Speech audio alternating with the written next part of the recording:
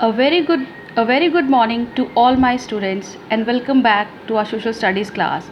So let's continue with the fifth explanation of the chapter number 6 major landforms, and in the fourth video we have talked about oceans, seas and their importance. So today we'll start with lakes. Lakes are bodies of water, either fresh or saline, in natural depressions on the surface of the earth. As we know, the geological agents individually as well as collectively tend to reduce the surface of the earth to a continuous and gradual slope. In doing so, sometimes large depressions are formed on the land surface, which when filled up with water are described as lakes. They range in size from a pond to larger ones of 100 square miles in area.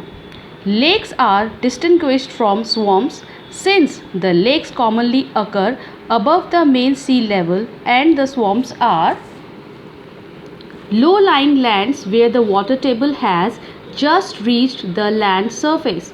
Basins are differentiated from lakes as they always have their bottoms below the water table. So, lakes are also the water bodies on the surface of the earth. The water of lake can be fresh or saline. There are so many reasons or geological features due to which lakes are formed or large depressions are formed on the surface of the earth, and when they are filled up with water it becomes a lake. Major geological factors for the formation of lake are earthquakes, glaciers, volcanoes, etc.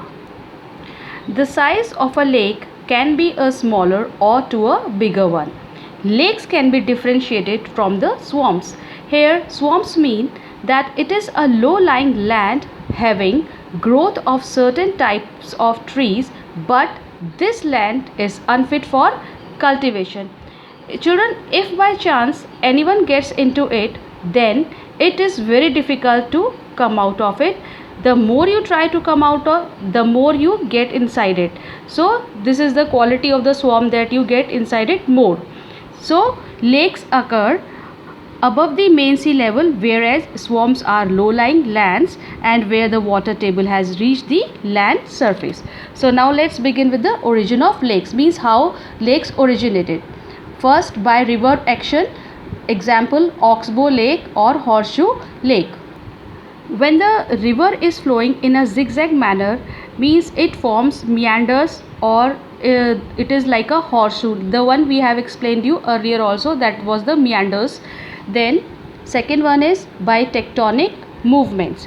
By tectonic movements, it means that when earthquakes occur, deep cracks are formed, and when they are filled with water, lakes are created due to volcanic activities. So it means that big craters are formed, and when active volcanoes become dead, and thus when filled with water, again a lake is formed. Then due to glacial actions, it means due to the melting of the glaciers, a lake is developed. Then marine actions, when cracks or tunnels are formed in the soil of the sea, then a lake is created. Then wind actions, it means that the wind erodes the sediments and wind blown sand may block the rivers, and thus a lake is formed. Then by the impact of large meteorites, lakes may be formed. It means that when any meteorite falls on the surface of the earth, then it creates a hole on the surface of the earth, and thus when this hole is filled with water, then it becomes a lake. Organic activity such as growth of coral reefs leading to the development of lagoons with the emergence of atolls. Children, coral reefs are large underwater structures which are composed of the skeletons of colonial marine animals. So coral reefs are responsible for the development of lagoon. Again, lagoon here means a body of water separated from larger bodies of water by a natural barrier, and thus atolls are also formed. An atoll is a ring shaped coral reef. groundwater actions on soluble rocks leading to the collapse of the roof rocks, giving the rise to lakes which are known as polgi. So when water is continuously running on the soluble rocks, soluble means which can dissolve, so then these rocks collapse or falls down and thus gives rise to lakes which are also called as polgi. Then by constructing dam, artificial lakes can be created. So children, lakes can also be created artificially by constructing a dam on it. As for example, Jaisalmer Lake is the biggest man-made lake in India. So children, this was all about origin of lakes, and now come to the importance of lakes. The first one is lakes as a source of water. Water from lake is used for various purposes like household use, industrial use, agricultural use. Lake water is also being used in houses like for cooking, cleaning, washing clothes, etc. And then in industries and for agricultural activities also water of lake is used. Then lakes for hydroelectric power.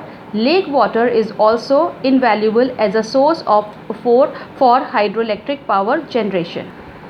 So electricity is also being generated from the lake water. It is a source of electricity to all of us. Then lakes for fishing.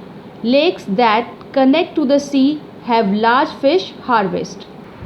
So lakes are the great source of supplying fish or providing seafood to all of us. Then lakes as tourist and recreation locations. People feel relaxed around water as symbolized by the expression water and greenery. People use lake shores for taking walks and other recreational and sports activities such as boating and fishing.